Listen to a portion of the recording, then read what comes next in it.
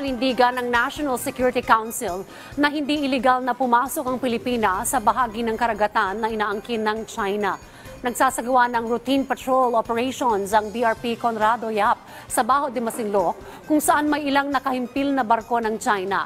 Sinabi ng Chinese military na trespassing ang ginawa ng barko ng Pilipinas, kaya't sinundan nila ang ating barko. Pero sabi ni National Security Advisor Eduardo Anyo, sa ilalim ng international law ay may karapatan ng Pilipinas sa West Philippine Sea, partikular sa Baho de Masinloc dahil pasok ito sa ating exclusive economic zone.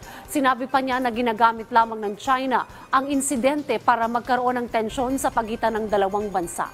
Pero hindi aniya papatinag ang Armed Forces of the Philippines at Philippine Coast Guard sa pagbabantay sa ating teritoryo. Hinihikayat din ni Anyo ang China na kumilos na naaayon sa UNCLOS at 2016 arbitral ruling na isinusulong ang rules-based international order.